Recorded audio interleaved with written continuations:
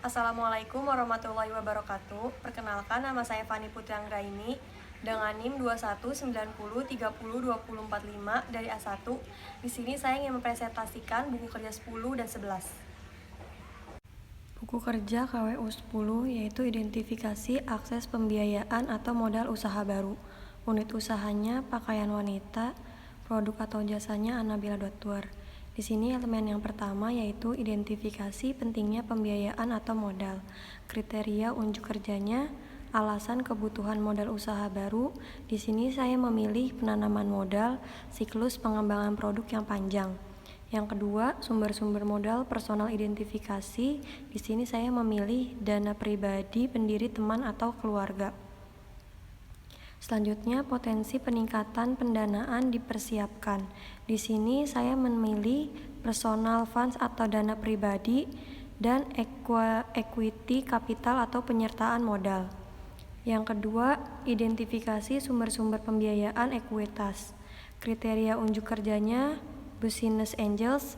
Di sini saya memilih mereka menginvestasikan uang mereka sendiri ke dalam proyek, biasanya lebih sedikit daripada yang diinvestasikan oleh pemodal ventura. Selanjutnya ada jenis venture capital. Di sini saya milih berdasarkan kepemilikan, yaitu private venture capital company, public venture capital company, dan bank affiliate venture company. Inisial public offering. Di sini saya memilih mengatasi kendala pinjaman. Pembiayaan pinjaman. Di sini ada bank komersil. Di sini saya milih bank tertarik pada perusahaan yang memiliki arus kas yang kuat, level rendah, keuangan yang diaudit, manajemen yang baik, dan neraca yang sehat. SBA Guaranteed Loan.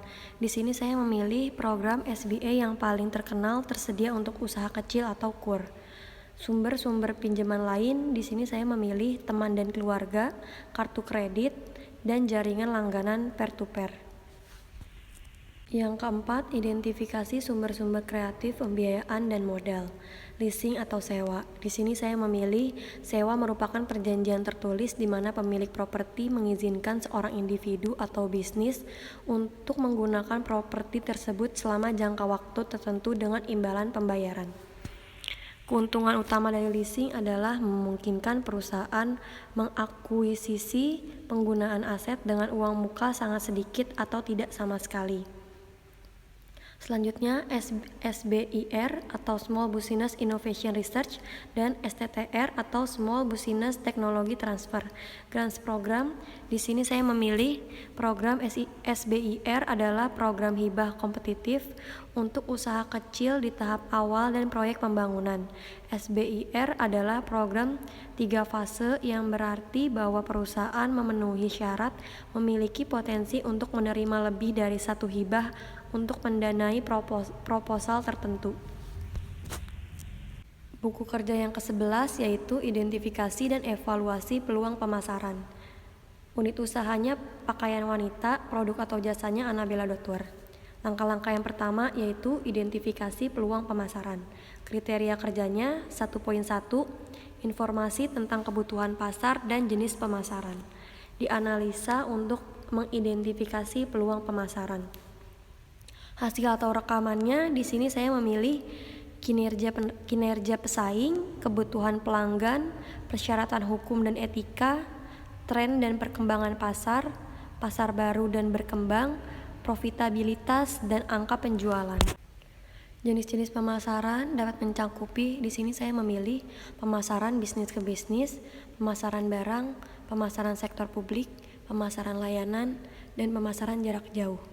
Potensi baru dan kontribusi pada bisnis diteliti untuk masuk membentuk atau mempengaruhi pasar dalam hal kemungkinan kontribusi terhadap bisnis. Di sini saya memilih potensi pasar baru yaitu e-commerce. Kontribusi pada bisnis di sini saya memilih berpengaruh pada volume penjualan, pertumbuhan, dan profitabilitas. Pendekatan kewirausahaan, inovatif, dan ide-ide kreatif diidentifikasi untuk aplikasi bisnis potensial mereka dan kembangkan menjadi peluang pemasaran potensial. Di sini saya milih institusional approach atau supplier, produsen, perantara perdagangan, perantara agen, perusahaan saingan, dan pembelian akhir. Yang kedua, investigasi peluang dan pemasaran. 2.1 Peluang pemasaran. Diidentifikasi kemungkinan mereka cocok dengan tujuan dan kemampuan organisasi.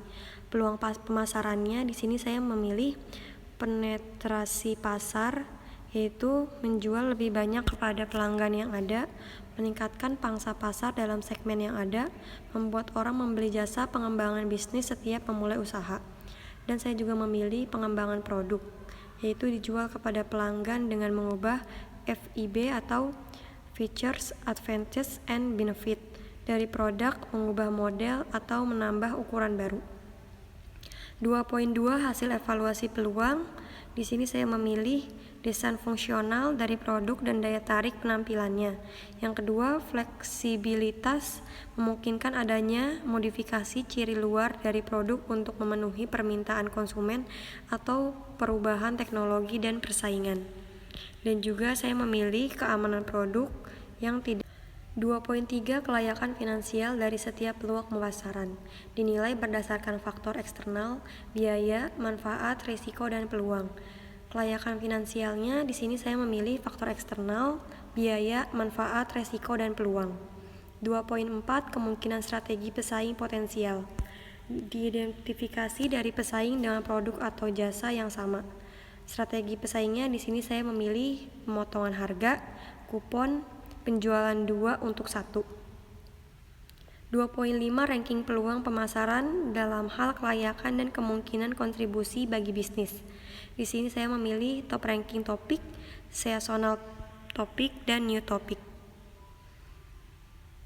Yang ketiga, evaluasi perubahan. 3.1 Perubahan yang diperlukan untuk operasi. Di sini saya memilih perencanaan proyek pemasaran. Juga memilih manajemen proses kreatif end-to-end, infrastruktur teknologi pemasaran, data pemasaran, dan analisis. 3.2 Perubahan organisasi untuk layanan basis pelanggan yang meningkat atau berbeda, termasuk penyediaan untuk kualitas layanan berkelanjutan kepada pelanggan yang sudah ada. Di sini saya memilih struktur fungsional organisasi. 3.3 Perkiraan kebutuhan sumber daya untuk operasi yang diubah. Di sini saya memilih staf tambahan, penelitian, dan pengembangan. 3.4 Komunikasi kelayakan. Membuat perubahan pada operasi saat ini kepada pemangku kepentingan utama. Di sini saya memilih staf keuangan, staf sumber daya manusia, staf manajer, tenaga pemasaran, pemilik, dan staf produksi. Sekian presentasi dari saya, kurang lebihnya mohon maaf yang sebesar-besarnya. Wassalamualaikum warahmatullahi wabarakatuh.